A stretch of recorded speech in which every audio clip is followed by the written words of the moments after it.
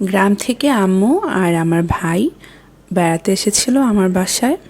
সন্ধ্যা থেকেই ভাই বায়না ধরেছিল, আপু বাইরে গিয়ে কিছু খেয়ে আসি, চলো আপু বাইরে গিয়ে কিছু খেয়ে আসি। বাইরে যাওয়ার মতো আমার একেবারেই এনার্জি ছিল না। ওকে অনেক করে বোঝালাম যে আমরা কালকে বাইরে গিয়ে কিছু খাবো, আজকে আমার একেবারেই যেতে ইচ্ছা করছে না। অনেক বোঝানোর পরে ও বলল, আচ্ছা ঠিক আছে, তাহলে কালকে বাইরে যাব। ও মুখে না বললেও মনে মনে ওর ইচ্ছে ছিল বাইরে গিয়ে ফুচকা খাবে। তারপর ভাবলাম অলসতা করে লাভ নেই, ভাইটা তো বড় কিছু চায়নি, ফুচকাই তো খেতে চেয়েছে, যাই ওকে ফুচকা খাইয়ে আনি। তারপর রেডি হতে হতে বেজে গেল 10:40 মতো। আমরা তখনও শিওর না যে বাইরে গিয়ে আদৌ কিছু খেতে পারবো কি না, তাও বেরিয়ে পড়লাম মনে সাহস নিয়ে। আমরা চলে গেলাম উত্তরা 12 নম্বর সেক্টরে। 12 নম্বর সেক্টর পার্কের সামনে একটি ফুড কোর্ট রয়েছে। এই ফুড কোর্টটাতে বেশ কয়েকটা স্টল রয়েছে। তবে আমি যেই মামার কাছ থেকে মাঝে মাঝে ফুচকা খাই, ওনার দোকানটা অফ হয়ে গিয়েছে, হয়তো বেশি রাত হয়ে যাওয়ার কারণেই। অন্য সব খাবারের আইটেমের দোকানগুলো বন্ধ ছিল, কিন্তু একটা ফুচকার দোকান খোলা ছিল।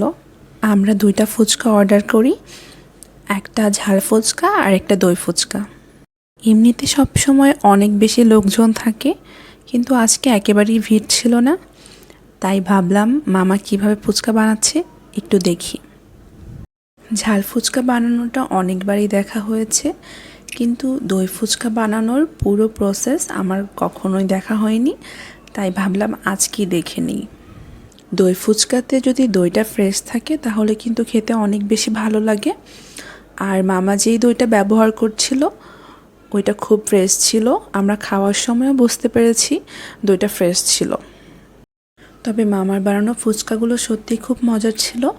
ঝাল ফুচকা আর দই ফুচকা দুইটাই খুব মজা হয়েছিল। আমি আগে যেই মামার দোকানে খেতাম ওই মামার থেকে এই মামাটা বেশি মজা হয়েছিল।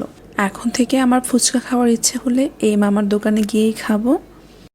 আর ফুচকা বানানোর লাস্টে যে চানাচুরটা ওপরে দেয় ওইটা আমার খুব বেশি ভালো লাগে। ফুচকা খাওয়ার পরেই আমরা লাচ্ছি অর্ডার করেছিলাম। লাচ্ছি বানাতে ওনারা 15 থেকে 20 মিনিট সময় নিয়েছিল। ততক্ষণ আমরা বসে বসে গল্প করছিলাম। তারপর খাওয়া দাওয়া শেষে আমরা বাসার উদ্দেশ্যে রওনা হলাম। আজকের ভিডিওটি এই পর্যন্তই। আল্লাহ হাফেজ।